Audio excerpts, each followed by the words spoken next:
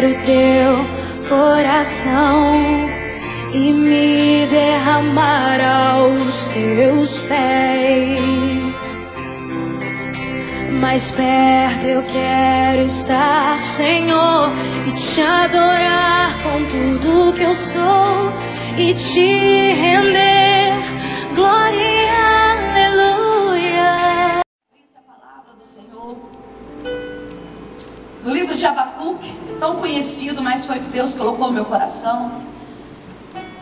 Livro de Abacuque, capítulo 3. Se puder alguém me arrumar um pouquinho de água para mim molhando, porque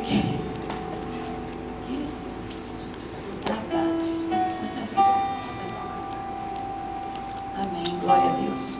Livro de Abacuque, capítulo 3, versículo 17.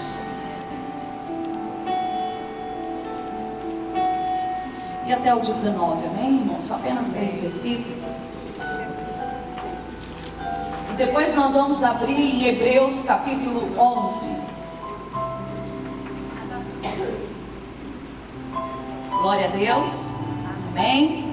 A palavra do Senhor diz assim: porquanto ainda que a figueira não floresça, nem haja fruto na vinde, e o produto da oliveira minta, e os campos não produzem mantimento, as ovelhas da malhada sejam arrebatadas, e nos currais não haja vacas, todavia eu me alegrarei no Senhor, exultarei no Deus da minha salvação.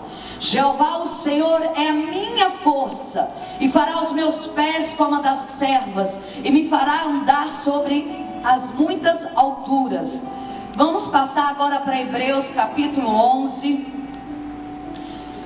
O Senhor, quando cheguei aqui, o Senhor me ministrou Abacuque, depois o Senhor falou para mim, abre em Hebreus capítulo 11, versículo 2, mas eu vou ler o 1 e o 2 com a amada igreja, amém? Eu gostaria que você lesse junto comigo Hebreus capítulo 1 e o capítulo 2, vamos ler juntos, amém? Você que não tem a Bíblia aí, ó, acompanha aí, corre aí para alguém que tem, se ajunta aí um pouquinho, para você participar da palavra do Senhor. Vai ficar bem bonito para Deus, amém? 1, 2, 3. Ora,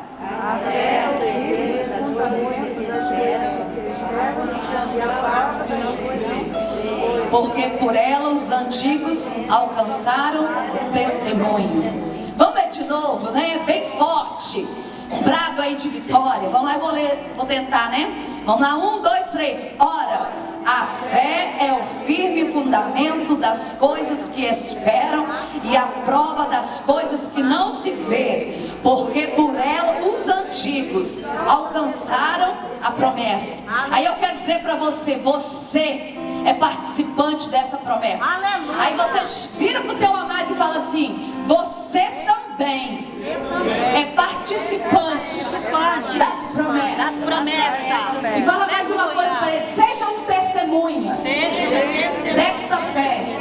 Amém? Pode se sentar em nome de Jesus. Glória a Deus. Glória a Deus. Falar de fé, irmãos, é tão fácil. Agora viver ela que é difícil. Ministrar sobre fé, compartilhar sobre a fé, falar daqueles homens da antiguidade, as coisas que eles viviam, as coisas que eles passavam. É tão lindo olhar a palavra de Deus, isso gera fé em nossos corações. A gente crê mais um pouquinho, a gente confia mais um pouquinho. Quando se relata a palavra do Senhor, falando de homens, heroínos da fé, Hebreus capítulo 11, ele todo vai relatando homens que viveram pela fé. O que é fé, meu Deus? Fé é aquilo que eu não consigo enxergar. Fé é aquilo que não está acontecendo. Fé é começar a olhar e não só para os montes, mas além dos montes. De onde virá meu socorro? Meu socorro não está no monte, meu socorro vem do Senhor que fez os céus e a terra. Eita glória! Entendo isso, que aquele que fez os céus e a terra, ele é todo poderoso. Quantas coisas precisamos, irmãos, omitir, e Deus já prometeu, mas precisamos receber, e ficamos naquela guerra. Deus, será que Deus vai fazer? Será que Deus vai agir? Meu Deus, está tão difícil. Eu olhando pelos olhos carnais, não vejo solução. É impossível Deus agir nessa situação. Olha, eu tenho um ente querido que é tão duro que é difícil Deus quebrar aquele coração. Olha, eu preciso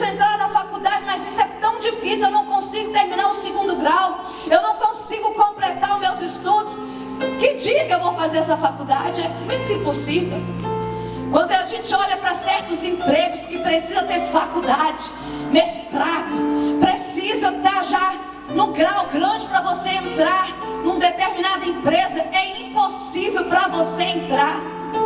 Quantas vezes olhamos certas coisas e fala: Deus, isso aí não tem como. Quando eu olho para a minha vida e olho para a tua vida muitas vezes e falamos assim: meu Deus, meu ministério, fluir o meu ministério, as coisas acontecer milagres no meu ministério, acontecer milagres na minha casa, acontecer milagres na minha vida. Aí você sabe que eu olho para a palavra de Deus e aprendo com os homens do Senhor, homens que não viviam por aparência, homens que não conseguiam julgar que estava tudo perdido.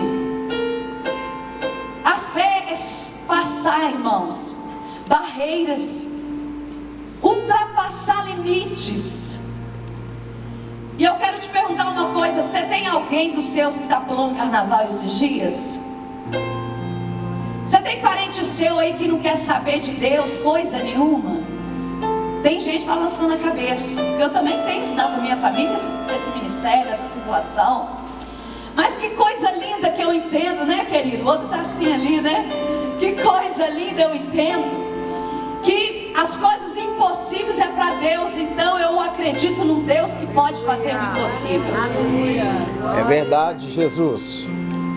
A palavra retrata, e eu acho tão lindo, lá em 1 Reis, capítulo 17, começa uma trajetória de um homem de fé, um profeta chamado Elias, que começou a sua trajetória num momento tão difícil de Israel, um momento que o povo de Israel não queria saber do Senhor nosso Deus, um povo de coração duro, difícil,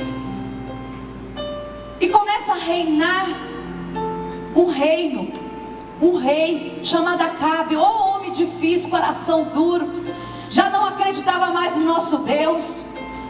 Ele se envolveu com a mulher, se casou com ela, a Jezabel, e foi um reinado de 22 anos, e foi um reinado difícil, terrível.